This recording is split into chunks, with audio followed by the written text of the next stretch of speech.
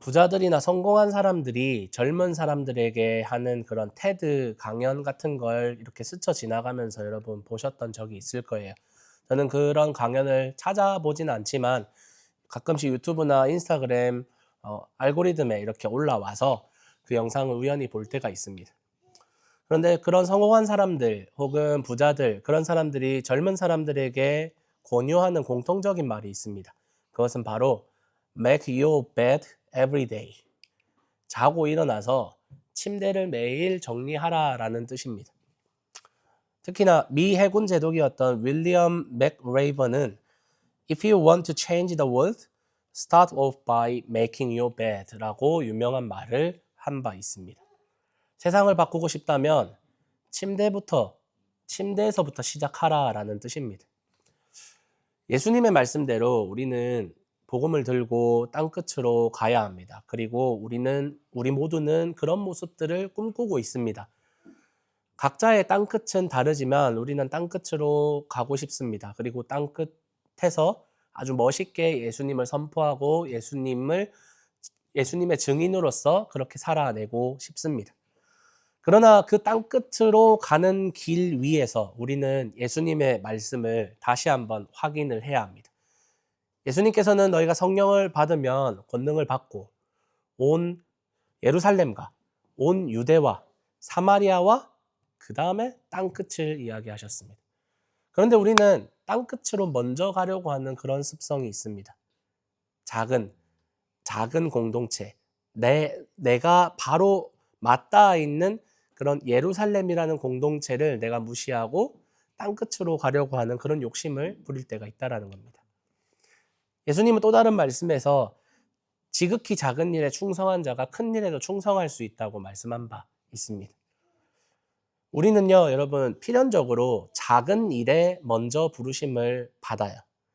작은 일이라고 해서 이 일의 크기나 스케일이 작다고 보는 것이 아니라 세상을 향해 위대한 일을 행하기 이전에 죄인된 나를 하나님이 부르고 있는 부르심, 그리고 여러분의 가정을 향해서 하나님이 부르고 있는 그 부르심에 우리가 때로는 귀를 기울이지 않고 있다는 것입니다.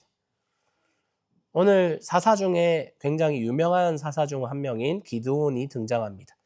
기드온이 오늘 하나님의 천사로부터 부름을 받으며 하나님께 쓰임받는 과정을 살펴보면서 우리의 신앙을 되돌아보며 또한 나의 가정을 되돌아보는 여러분 오늘 이 시간 되기를 예수님의 이름으로 축복합니다. 또다시 이스라엘은요, 하나님 보시기에 악한 일을 저지릅니다. 우상 숭배를 하며 하나님 앞에서 가증한 일, 악한 일을 하나님 앞에서 저지르고 있습니다. 그로 인해서 하나님께서는 미디안이라는 나라를 보내서 이스라엘을 괴롭히게 허락하십니다. 우리는 이렇게 반복되는 죄, 우상 숭배, 그로 인한 징계의 사이클에서 이스라엘 백성들이 하나님께 부르짖는다라는 기록들을 계속해서 우리가 접하고 있습니다. 그리고 이스라엘이 회개했다고 생각할 수도 있겠지만 저는 사사기 말씀에서 나오는 이스라엘 백성들이 회개했다고 보여지지는 않습니다. 왜냐하면 그들이 하나님께 부르짖은 이유는 그 앞 센턴스의 맥락을 살펴보면 그들이 이방 민족으로 인해서 가난해지고 궁핍해지고 먹고 살기 어려워졌기 때문에 회개했다는 표현보다 회개라는 단어보다 울었다, 소리쳤다라는 단어를 대신해서 사용하는 것을 볼 수 있습니다. 그래서 이건 회개가 아니라 단순히 울부짖는 것 혹은 후회 정도로 보는 것이 타당할 것 같습니다. 우리가 하나님 앞에 올바로 서기 위해서는 회개가 반드시 필요합니다. 세상을 향해서 우리가 바른 행동을 하며 바른 소리를 내며 바르게 살아가기 위해서는 반드시 우리 스스로가 하나님 앞에서 회개하며 용서받은 하나님의 사람이 되어 있어야 합니다. 우리의 정체성이 뒤바뀌어 있어야 한다는 뜻입니다. 그러나 많은 사람들이 착각을 합니다. 일을 하는 것과 정결한 것은 상관이 없다고 말합니다. 일을 하는 것과 거룩한 것, 청렴한 것, 깨끗한 것은 상관이 없다고 합니다. 세상은 그렇게 외칠 수 있습니다. 세상 사람들은 그렇게 일을 합니다. 그 사람이 얼마나 윤리적인 사람인지, 얼마나 도덕적인 사람인지 관심이 없고 법을 지키는 것보다 그 사람이 이 업무에서 성과를 내는 것이 중요하고 정직한 것보다 나의 이력을 과장해서 홍보하고 성공하는 것이 더 현명하다고 가르치는 것이 바로 세상입니다. 그러나 여러분, 교회는 그렇게 말하면 안 됩니다. 교회는 그렇게 말하면 안 됩니다. 우리 그리스도인들은 그런 문화에 따라가면 안 됩니다. 제가 몇 주 전에 여러분 하나님께 쓰임받을 수 있는 사람에 대해서 말씀드린 대로 하나님께 쓰임받는 사람들은 금이냐 은이냐의 문제가 아니라 깨끗하냐의 문제가 있다고 말씀드렸어요. 금그릇이라서 은그릇이라서 하나님께서 귀하게 쓰시는 것이 아니라 나무그릇, 흙그릇이라도 깨끗하여서 하나님께서 쓰시고자 할 때 바로 쓸 수 있는 쓰임받을 수 있는 그릇이라는 사실이 여러분 중요하다라는 것을 여러분이 기억하셨으면 좋겠습니다. 우리가 그리스도인들이 교회가 세상으로부터 비판을 끊임없이 받는 이유는 우리가 능력이 없어서 우리의 어떤 어빌리티가 모자라기 때문이 아니라 교회와 성도가 깨끗하지 않기 때문입니다. 우리가 모자라서 우리가 바보 같아서가 아니라 우리가 깨끗하지 않아서 세상으로부터 비판을 받고 세상으로부터 욕을 먹는 겁니다. 그러므로 우리에게 깨끗함이 필요하다는 사실을 여러분께 일깨워드리고 싶어요. 그런 의미에서 오늘 기드온은요, 하나님께 쓰임받을 만한 준비가 되어 있지 않은 상황이었습니다. 미디안이 쳐들어와서 온 땅의 곡식과 가축들을 쓸어갔습니다. 온 땅이 황폐해져 갔습니다. 그런 어두운 시기에 이 기드온은요, 미디안 사람들에게 들키지 않으려고 어디로 가냐면 포도주 틀로 가서 미라를 타작을 하고 있습니다. 밀 타작은요, 원래 넓은 타작마당이 필요합니다. 이렇게 저희 뒤에 공터가 있는데 저렇게 넓은 공터가 필요합니다. 그래서 밀을 이렇게 바닥에 쳐서 쭉정이는 바람에 날아가고 알곡은 그대로 모아서 보관할 수 있기 때문입니다. 그래서 밀 타작은 넓은 그런 공간이 필요합니다. 그런데 포도주 틀은 이 시대에 보통은 땅을 파서 그 땅 밑에다가 포도를 넣어서 그 포도를 짓이기거나 즙을 짜는 형태로 발달을 했습니다. 그래서 이 포도주 틀은 밀 타작과는 맞지 않는 좁고 은밀한 곳이었습니다. 기드온이 이 포도주 틀에 들어가 가지고 밀을 타작했다는 것은 미디안의 이 횡포가 아주 극심했다라는 것과 동시에 이 기드온이 극심한 두려움에 쌓여 있었다는 증거입니다. 우리에게도 이런 상황이 찾아옵니다. 기드온이 하나님 천사에게 원망했던 것처럼 하나님이 우리와 함께 계시는데 왜 우리에게 이런 일이 일어납니까? 라는 원망을 할 수 있습니다. 두려움이나 결핍, 실패와 같은 상황 속에서 하나님을 부를 힘도 없고 기도할 힘도 없고 용기 있게 우리의 상황에 맞서 싸울 힘도 없이 미디안과 싸울 힘도 없이 그저 포도주 틀에 숨어서 먹고 살 궁리나 하고 있는 것이 우리의 현실, 기드온의 현실이었던 것입니다. 하나님의 일을 멋지게 해낼 수 있을 거라고 생각했던 젊은 시절의 그런 꿈과 야망은 어느새 사라져가고 내 관심은 미디안이라는 이 세상에서 도망쳐서 포도주 틀 안에 숨어서 연명하는 나의 목숨, 그곳에서 조금이나마 얻을 수 있는 그 밀, 일용할 양식, 거기에 내 관심이 온전히 있다는 것입니다. 이스라엘의 이런 비참한 현실, 그리고 우리의 어떤 비참하고 어려운 현실은 잔뜩 웅크리고 앉아서 간신히 숨만 쉬면서 살아가고 있는, 기도조차 나오지 않는 그러한 우리의 현실을 드러내는 것 같습니다. 그래서 우리는 때때로 하나님께 우리의 죄를 회개하기보다는 원망을 합니다. 13절 말씀에 그래서 기드온이 이렇게 이야기하죠. 여호와께서 우리와 함께 계시는데 무슨 까닭으로 이 모든 일이 우리에게 닥쳤습니까? 하나님 어디 계십니까? 이런 원망. 죄의 고백보다 하나님에 대한 원망이 더 먼저 나올 때가 있다는 것입니다. 기드온이 한 이 질문 속에 교회가 가지고 있는 문제점이 고스란히 담겨 있습니다. 기드온은요, 하나님을 알고 있어요. 하나님께서 이집트에서 이 약속의 땅으로 출애굽시키셔서 인도하셨다는 이 사실을 조상들에게 전해 들었다고 13절에서 지금 이야기하고 있습니다. 그러나 기드온은요, 이 모든 일을 귀로만 들었어요. 이야기로 들었어요. 전설로만 하나님의 일하심을 들었을 뿐이었습니다.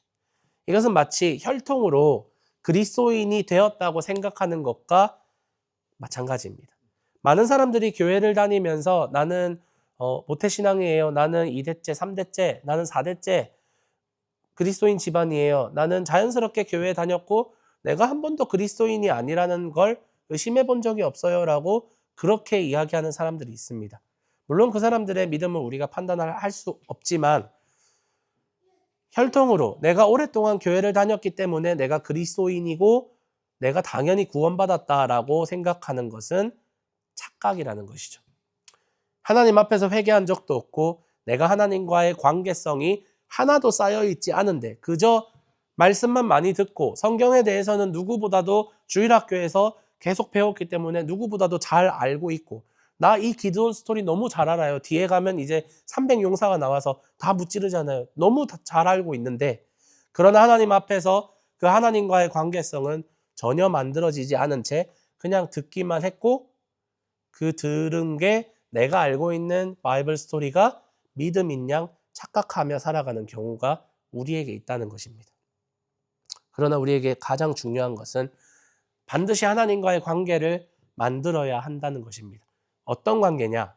신과 인간의 관계가 아니라 아버지와 자녀의 관계를 우리는 반드시 만들어야 된다는 것입니다. 기드온은요, 하나님께서 함께 하신다는 사실을 전설로 알았습니다.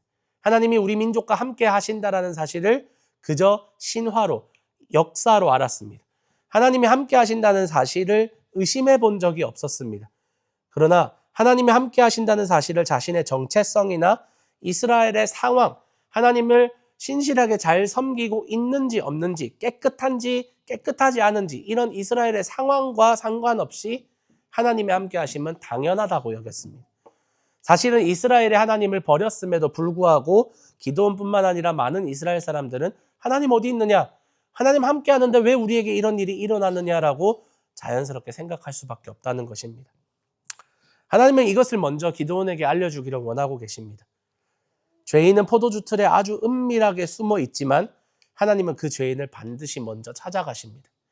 선악과를 따먹은 아담과 하와도 두려움에 하나님의 낯을 피해서 숨어 있었지만 하나님은 그들을 찾아내십니다. 항상 죄인은 은밀한 곳에 자신의 죄를 은밀하게 숨기려고 하지만 하나님은 죄인이 하나님과 만나도록 하나님이 찾아가십니다. 우리의 회개 또한 마찬가지입니다. 여러분 제가 설교를 하면서 회개에 대해서 너무나도 많이 말씀을 드렸기 때문에 여러분 잘 아실 거예요. 우리는 반드시 한 번은 하나님 앞에 서야 할 때가 찾아옵니다. 하나님이 우리를 찾아오신다는 것입니다. 여러분 모두 다 그런 경험을 이미 하신 분 있으실 거예요. 존재론적인 나의 존재를 걸고 하나님 앞에 하나님 나는 죄인입니다. 하지만 하나님 나는 하나님이 필요합니다. 라는 고백을 하신 적이 있으실 거예요. 혹은 어떤 분들은 그런 경험이 없는 분들도 있으실 겁니다. 괜찮아요. 우리에겐 기회가 있으니까요. 우리의 회개는요, 우리가 하나님을 먼저 찾아가는 것이 아니라 우리가 교회를 선택해서 멜번의 많은 교회들 중에 인앤아웃 교회가 있네. 저 목사님이 좀 괜찮네. 저 괜찮죠, 여러분? 그래서 내가 교회를 선택하고 내가 많은 종교 중에서 하나님을 선택한 것이 아니라 하나님이 여러분을 부르시고 하나님이 다가오셨다는 사실을 여러분이 기억해야 합니다. 그래서 요한복음에는 세상의 빛이신 예수님 그리스도가 이 땅에 오셨을 때 사람들을 영접하는 자가 있고 영접하지 않는 자가 있다고 말하는 것입니다. 기드온은요, 하나님을 만났습니다. 그리고 하나님을 영접하고 있습니다. 그는 두려움 속에서 그 포도주 틀에서 밀타작을 하고 있었지만 두려움 속에서 하나님을 직면하였고 두려움 속에서도 하나님을 위한 예물을 바치고 있습니다. 그리고 그 제단의 이름을 여호와 샬롬이라고 부르고 있습니다. 역사적으로 기독교는요, 수많은 괴물들을 길러냈습니다. 하나님의 사람이 아님에도 불구하고 정치적으로, 사회적으로 우리와 노선이 같다고 생각할 때 기독교는 어김없이 그들과 손을 잡으며 그들을 영웅으로 추대하였습니다. 그가 그리스도의 사람인지, 그가 하나님 앞에 정말 진정으로 회개하고 하나님 앞에 겸손하게 엎드리고 있는 하나님의 사람인지, 그가 그리스도의 보혈을 진정으로 믿는 사람인지가 아니라, 깨끗함이 아니라 능력, 영적인 위치보다 정치적이고 사회적인 위치를 사람을 세우고 영웅을 만드는 기준으로 삼았습니다. 여러분 잘 알고 계시는 십자군 전쟁은 영토 확장을 목표로 한 로마의 정치적인 노선과 기독교가 이방 민족에게 선교해야 된다라는 이 선교라는 기독교의 노선이 일치했다고 생각했을 때 이루어졌던 최악의 학살 전쟁이었습니다. 그곳은 그리스도의 사랑도 자비도 없는 무자비와 학살의 현장이었지만 그 전쟁에서 공을 세운 단순한 로마의 장군들을 교회와 그리스도인들은 영웅으로 추대하였고 그들을 존중하였고 그들을 위해서 교회의 그런 금상, 우상을 세워놓는 그러한 일도 추진을 하였던 것이 바로 십자군 전쟁이었습니다. 지금도 교회는 수많은 괴물들을 길러냅니다. 그들이 하나님 앞에서 어떤 사람인지에 대해서는 관심도 없고 영웅을 만들어내고 사역과 업적만을 자랑하고 그들을 슈퍼스타로 내세워서 우리의 세력을 과시하려고 합니다. 그렇게 슈퍼스타를 만들어내고 그런 사람들이 윤리적으로 도덕적으로 심각한 위기가 찾아왔을 때 또다시 다른 슈퍼스타를 찾아서 그 사람을 슈퍼스타로 만들어냅니다. 때로는 그들의 윤리성과 도덕성이 하나님의 영광을 훼손하고 하나님의 이름의 그 영광을 훼손하고 있지만 기독교 정신에 위배가 되는 걸 알면서도 그들을 오히려 변호합니다. 우리 편이다. 우리와 함께하는 우리 쪽 사람이다. 그렇게 변호하고 있는 것이 지금 기독교의 현실인 것 같습니다. 왜 기독교가 이렇게 되었을까요? 왜 교회가 이렇게 되었을까요? 그것은 우리가 복음의 기본에 충실하지 않았기 때문입니다.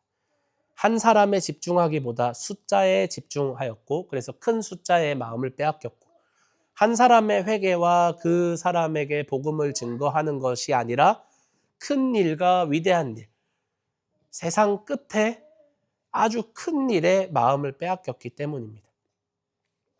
우리는 우리 스스로를 되돌아보아야 합니다, 여러분. 하나님 앞에서 여러분의 모습을 돌아보아야 합니다. 여러분 회개하셨습니까?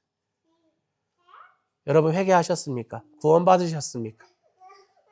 그리고 지속적으로 하나님 안에 거하기를 기도하며 소망하며 그렇게 노력하고 계십니까? 아니면 나의 힘으로 나는 이제 구원받았으니까 나의 힘으로 이제는 살아갈 수 있어 라고 말하며 하나님이라는 바다에서 독립하여서 자유롭게 살기를 원하지만 실상은 하나님이라는 물 밖에서 서서히 말라 죽어가는 인생을 여러분 살아가는 것은 아닙니까? 22절, 23절에는 기드온에 대해서 기드온이 하나님 앞에서 두려움을 느낀다고 그렇게 이야기합니다. 죄인으로서 하나님을 만났다라는 데서 오는 본능적인 두려움이었을 겁니다. 이 죄인이 하나님을 만났을 때 나는 죽게 되었구나. 이사야도 똑같은 그러한 경험을 이사야 6장에서 합니다.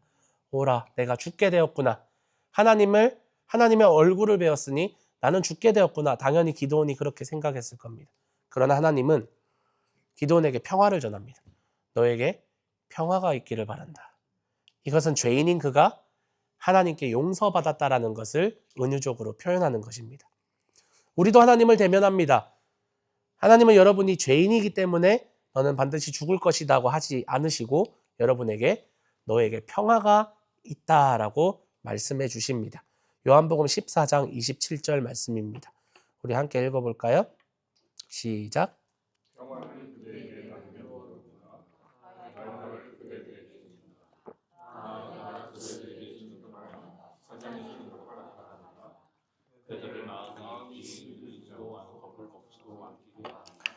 예수님이 우리에게 평화를 준다고 합니다. 그런데 이 평화는 세상이 주는 위로나 평화와 다른 진정한 평화를 십자가를 통해서 여러분에게 주셨습니다. 하나님 앞에서 두려워하지 않을 평화. 하나님을 직면하였는데 두려워하지 않을 평화. 죽지 않을 그 평안함. 하나님께서 이제 영원히 나와 함께 하신다는 그 믿음으로 인한 평화. 그 평화로 인하여서 기드온은요 제단을 쌓고 여호와 샬롬, 여호와는 평화이시다라는 제단을 쌓아서 바치고 있습니다. 여러분, 우리는 어떻게 평화를 얻을 수 있을까요? 이 폭력과 혐오가 난무하는 이 세상 속에서 여러분, 우리는 어디서 평화를 찾을 수 있을까요? 하다를 보면 알 수 있습니다. 하다는 언제 평안을 얻을까요? 엄마 아빠랑 있을 때입니다. 엄마 아빠랑 있을 때. 아무리 밖에서 만약에 프로테스트들이 막 시위를 하고 그런다고 하더라도 엄마 아빠랑 있으면 괜찮을 거예요. 우리는 예수님 안에서 평화를 얻을 수 있습니다. 세상은 어지럽습니다. 세상은 종말이 오면 올수록 이렇게 시끄러워지고 어지러워지고 난리법석이 되는 건 당연한 것 같아요. 어떤 그리스도인들은 이걸 그리스도인으로서 막아야 한다고 생각하는 것 같아요. 악한 법이 입법되는 걸 막아야 하고 기독교 정신이 훼손되는 걸 막아야 한다고 생각하지만 저는 그것도 맞지만 막을 수 없는 일들이 점점 종말이 가면 갈수록 일어나고 있다고 저는 확신합니다. 예수님이 점점 오실 날이 다가오고 있구나라는 생각이 많이 듭니다. 그러니 세상은 점점 무법천지가 되어 갈 겁니다. 노아의 시대보다 훨씬 더 악한 시대가 찾아올 수 있습니다. 그때에 우리가 어디에서 평화를 찾을 수 있냐? 그리스도를 만남으로 우리는 평화를 찾을 수 있습니다. 그리스도 안에서 우리는 평안을 느낄 수 있습니다. 기드온은요, 미디안과 전쟁을 치르기 이 위대한 일을 행하기 이전에 하나님의 은혜와 하나님의 이 콜링 부르심을 경험하면서 하나님께서 나에게 평안을 주시는 분, 그래서 여호와는 평화이시다라는 제단을 쌓고 있는 겁니다. 그러므로 우리가 하나님의 일들을 감당해 나간다고 할 때, 여러분 이제 오늘 멤버십 서약도 했고요. 이제 교회에서 어떠한 일들이 여러분에게 맡겨지거나 혹은 여러분이 어떤 교회의 사역들이나 봉사들의 열정이 생겨날 때 하나님을 위한, 교회를 위한 일을 행하기 앞서서 여러분 우리가 반드시 체크해야 되는 건 우리가 하나님께 속해 있는가, 우리가 하나님 안에 있는가를 반드시 여러분 살펴야 합니다. 유명한 이야기가 있습니다. 미국의 남북전쟁이 한창이던 때에 북군의 지도자들이 링컨에게 하나님이 우리 편이 되어서 승리하게 기도해 주십시오라고 요청했다고 합니다. 그때 링컨 대통령이 하나님이 우리 편이신 것보다 우리가 하나님 편에 있는 것이 더 중요합니다. 그렇게 기도해야 합니다라고 말했다고 합니다. 하나님은 항상 우리 편이십니다. 그런데 항상 그걸 배반하고 배신하는 건 인간입니다. 하나님의 일을 감당하기 앞서서 언제나 내가 하나님 안에 거하고 있는 사람인지, 하나님에게 속한 하나님의 사람인지 확인합시다. 나중에 우리 교회가 성장하고 사람들이 늘어나고 어떤 봉사의 현장에, 어떤 부서에 사람을 세워야 되고 교회 리더십, 집사나 장로를 선출한다고 할 때 여러분 이 말씀을 기억하십시오. 능력이 좋고 겉으로 보기에 멋있어 보이는 사람을 세우는 것이 아니라 그가 진실로 하나님 앞에서 겸손하게 하나님께 속해 있는 사람인가, 그것을 여러분이 따지셨으면 좋겠습니다. 그래서 하나님께 속해 있지 않은 사람이 하나님을 위하여, 하나님의 나라를 위하여라고 얼마든지 말할 수 있습니다. 하지만 그 말 속에는 사실은 하나님께 속해 있지 않은 사람은 하나님이 아니라 나를 위하여가 가득 차 있음을 우리는 알 수 있습니다. 자, 이제 스스로를 하나님 앞에서 되돌아본 이 기드온은요, 기드온의 다음 시선은 자신의 가족을 향합니다. 25절 말씀 한번 볼까요? 25절 말씀 한번 읽어봅시다. 시작. 오늘 밤 여호와께서 기드온에게 말씀하셨다. 너희 아버지에게 있는 수소 한 마리를 끌고 와오너라. 시간된 둘째 수소 한 마리를 끌어오너라.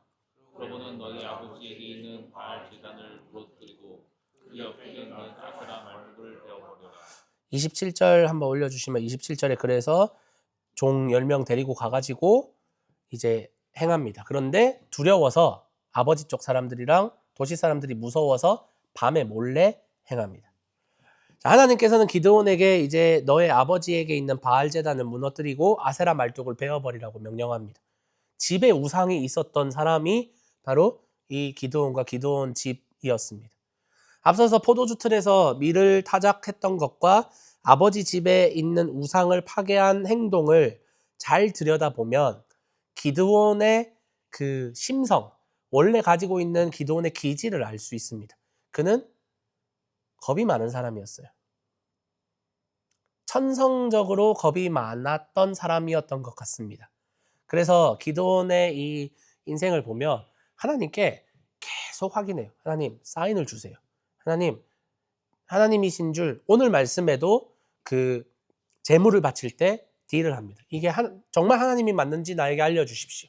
그리고 양털 조각으로 이슬이 내리는 걸로 2번이나 다음 주에 살펴보겠지만 또 딜을 합니다. 겁이 많았던 사람이었던 것 같습니다. 미디안의 눈을 피해서 아주 은밀한 곳에서 타작을 하고 있었고 사람들이 두려워서 밤에 몰래 우상을 파괴합니다. 겁이 많은 사람이에요. 그러나 겁이 많다고 그는 해야 할 일을 하지 않는 사람은 아니었습니다. 겁이 많다고 해서 항상 의로운 일을 하지 않는 것은 아니라는 사실을 기도원을 통해서 우리는 배울 수 있습니다.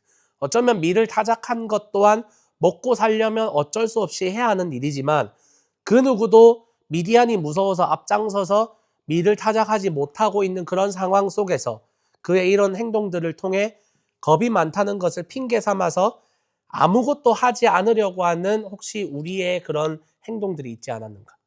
우리는 과연 기드온의 입장에 있었을 때 우리는 그 포도주 틀에라도 들어가서 가족들을 위해 밀을 타작할 수 있는 사람이었을까? 우리는 우리의 행동들을 되돌아보게 됩니다. 저도 겁이 많은 사람입니다. 어떻게 교회를 개척했는지 모르겠습니다.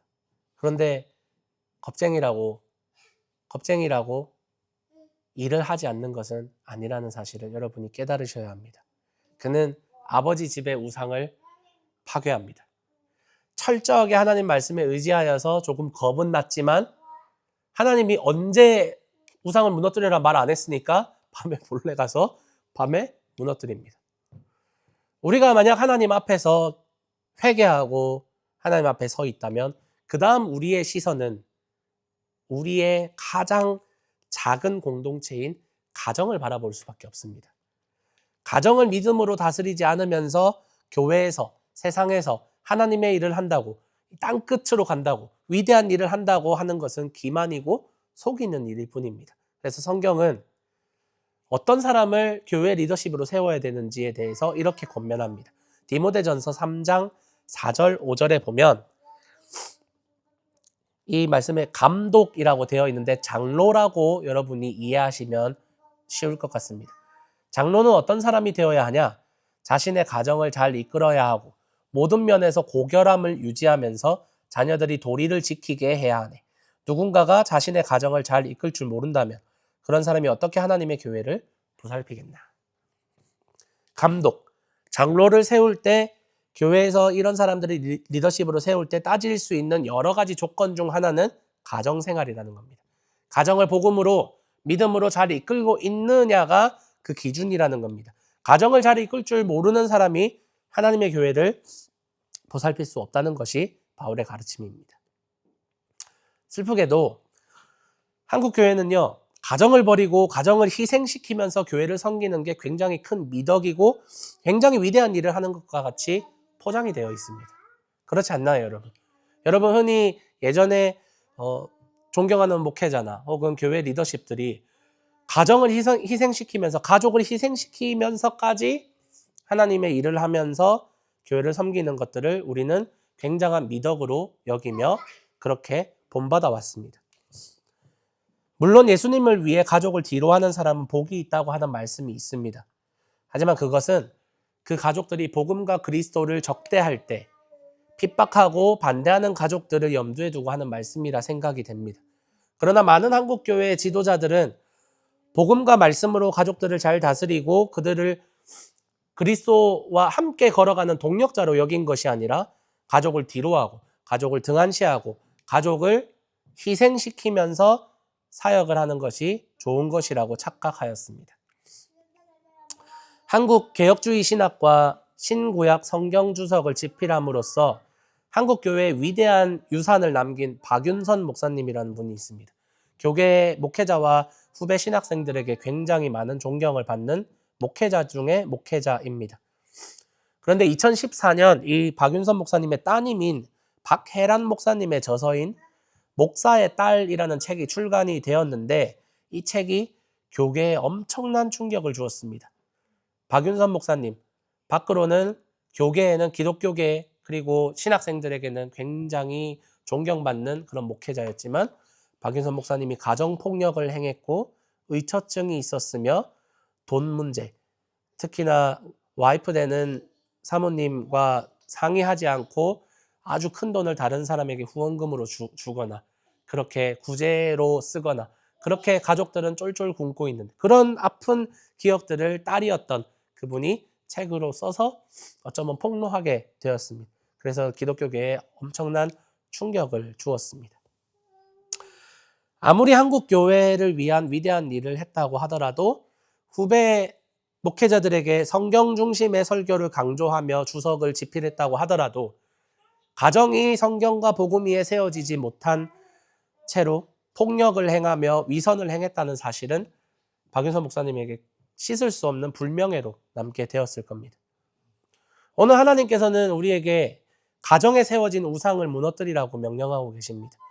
과연 우리의 가정에는 어떤 우상이 있을까요? 과연 우리의 가정에는 어떤 복음을 해방하는 우상들이 있을까요? 그리고 여러분은 그 우상을 어떻게 지금 바라보고 계십니까? 가정은 하나님이 우리에게 맡기신 가장 작은 교회의 모습입니다. 더불어 가정은 여러분에게 맡겨진 가장 작은 세상의 시작입니다. 세상에서 잘 살아내기를 원하고 하나님의 일을 하기를 원합니다. 우리 모두 다 그런 꿈이 있습니다. 그걸 원하십니까? 앞에서 서두에서 말씀드린 대로 make your bed every day. 그리고 make your home every day. 이불을 개는 것처럼 여러분의 가정을 복음으로 매일매일 만들어 가십시오. 하나님을 위해서 무언가를 하는 것이 아니라 하나님과 함께 하십시오. 하나님을 위해서 무언가를 외치며 하나님 내가 이 일을 하겠습니다가 아니라 하나님과 함께 하십시오. 하나님과 더불어 동행하십시오. 하나님이 여러분에게 이렇게 말씀하고 계십니다. 12절 말씀에 여호와께서 그대와 함께 하십니다. 용감한 사람인 그대. 말씀을 정리하겠습니다. 우리의 삶을 지배하는 것 같고 우리의 가정을 지배하는 것과 같은 바알과 아세라는 너무나도 많습니다. 저의 가정에도 여러분의 가정에도 남들에게 말하지 못하는 그런 어려움들 너무나도 힘든 일들이 하나쯤은 있잖아요. 그러나 그 두려움 가운데에서도 기드온은 어떻게 해서든 우상을 무너뜨렸습니다. 그에게 가장 큰 어려움은 무엇이었을까 제가 깊이 고민을 해봤는데 우상이 아니라 아버지지 않았을까라는 생각이 들었어요. 아버지 집에 우상이 세워져 있다는 것은 사사로 세워진 기드온에게 있어서 가장 큰 숙제와 어려움이었을 겁니다. 그런데 우상 자체가 문제가 크게 되지 않았을 겁니다. 더 큰 문제는 아버지였을 것 같다는 생각이 이 말씀을 묵상하면서 계속 들었어요. 우상을 무너뜨릴 수 있습니다. 그런데 그 우상을 무너뜨린 이후에 아버지와의 관계, 아버지와 가족들과의 관계가 기드온에게는 가장 큰 어려움이지 않았을까라는 생각이 듭니다. 그러나 기드온의 아버지의 반응이 굉장히 재밌습니다. 31절 말씀해 보시면 한번 읽어볼까요? 31절 시작.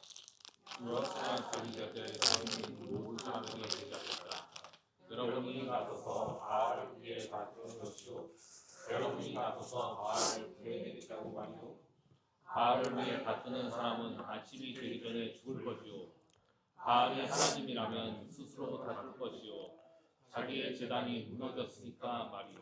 자, 이 요아스 기드온의 아버지는요 우상의 소유주였습니다. 우상을 자기 집에 세워놓은 우상의 소유주였습니다. 그런 그가 바알을 위해 다투거나 바알을 위해서 목소리를 내지 마라. 기드온을 죽이지 마라. 바알이 만약에 참신이면 바알 스스로가 그 제단이 무너진 것으로 기드온에게 벌을 내릴 것이다 라고 말합니다. 사실 우리는 우리 스스로나 우리 가정에서 우리가 끊어내야 되는 우상보다는 함께하는 사람이 더 큰 문제가 될 때가 많습니다. 그 사람을 너무 사랑해서, 그 사람을 너무 아껴서 내가 해야 되는 말들을 못하고 내가 해야 되는 결단들을 못할 때가 분명히 있습니다. 내가 이런 가치관으로 우리 가정을 다스리면 우리 가족이 어떻게 반응할까? 우리 자녀가 어떻게 반응할까? 내가 그들의 원망을 감당할 수 있을까? 우리 관계가 예전과 같을까? 어쩌면 우리가 의지하고 있는 우리 가정에 만약에 우상이 있다면 그 의지하는 우상보다 내가 사랑하는 사람이 우리에게 더 크게 문제로 다가올지도 모르겠다라는 생각이 계속 들었습니다. 그러나 여러분, 기드온은 두려움 중에 순종하였습니다. 두려움 중에 순종하였습니다.